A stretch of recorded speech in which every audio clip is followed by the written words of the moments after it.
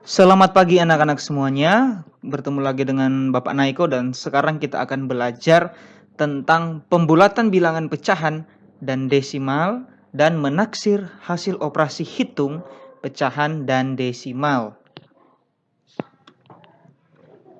Dalam membulatkan bilangan pecahan ada beberapa hal yang harus kita perhatikan, yaitu jika bilangan pecahan kurang dari 1/2, kita bulatkan menjadi 0. Jika bilangan pecahan lebih dari 1/2 atau sama dengan 1/2, kita bulatkan dia menjadi 1. Kita perhatikan contoh berikut ini. Di sini kita punya 3 1/4. Karena 1/4 ini kurang dari 1/2, maka kita bulatkan menjadi 0. Kemudian, karena dibulatkan menjadi 0, maka 3 1/4 sama dengan 3. Satu contoh lagi, di sini ada 8 3/6. 8 3/6, kita lihat 3/6-nya, ini sama dengan 1/2. Maka kita bulatkan menjadi 1. Hasilnya adalah 8 3/6, karena ini dibulatkan ke atas, maka jadi 9. Nah, bagaimana caranya kita mengetahui suatu pecahan lebih besar atau lebih kecil dari pecahan yang lain? Yang pertama caranya adalah dengan menyamakan penyebutnya. Setelah kita menyamakan penyebutnya, baru kita bisa tahu apakah pecahan yang satu lebih besar atau lebih kecil dari pecahan yang lain. Kemudian kita lihat juga ada cara yang kedua. Kita perhatikan pembilang dan penyebut. Pembilang dan penyebut. Jika penyebutnya maksimal 2 kali lipat dari pembilang, 2 kali lipat pembilang, itu artinya pecahan tersebut sama dengan 1/2. Jika penyebutnya lebih sedikit dari 2 kali lipatnya pembilang, maka pecahan tersebut lebih dari 1/2.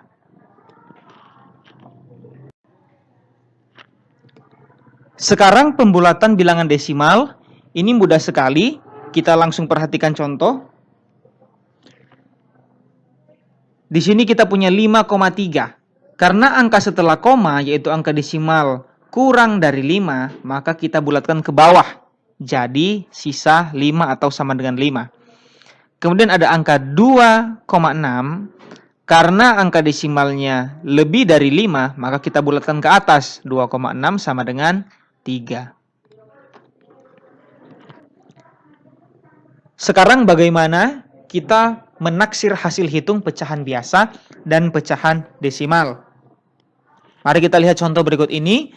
Di sini Mr. Naiko punya 6 4/10. 4/10 ini kita bisa langsung tahu bahwa 4/10 ini kurang dari 1/2. Bagaimana kita tahu? Karena penyebutnya lebih dari 2 kali lipatnya pembilang. 2 kali lipatnya 4 adalah 8, penyebutnya lebih dari 8, berarti kita bisa tahu bahwa ini kurang dari 1/2. Kemudian di sini ada 3 7/8. Kita bisa langsung tahu bahwa 7/8 ini lebih dari 1/2. Kenapa? Karena penyebutnya lebih kecil dari 2 kali lipatnya pembilang. 2 kali lipatnya 7, 14. Dan di sini 8 lebih kecil dari 14. Sama dengan 6 tambah 4 sama dengan 10. Kita lihat contoh yang kedua. Di sini ada bilangan desimal 2,2 dan 5,5. Kita bulatkan dulu 2,2 menjadi 2. 5,5 karena angka desimalnya 5, maka kita bulatkan ke atas jadi 6. 2 tambah 6 sama dengan 8. Demikian juga caranya kalau kita mengurangi. Sama, kita bulatkan dulu, baru kita hitung. Dikurang. Mari kita perhatikan contoh berikutnya. Di sini ada 7 5/6. 5/6 kita bisa langsung tahu bahwa ini lebih dari 1/2 karena penyebutnya tidak sampai atau kurang dari 2 kali lipatnya pembilang. 7 5/6 kali 6, 7/9. Kita bulatkan menjadi 8 kali 7 sama dengan 56. Contoh yang kedua di sini ada 4,7 dan 5,1. Setelah kita bulatkan, 4,7 dibulatkan menjadi 5 dan 5,1 juga dibulatkan menjadi 5 sama dengan 25. Demikian juga caranya jika soalnya adalah dibagi. Jadi kita bulatkan dulu baru kemudian kita bagi.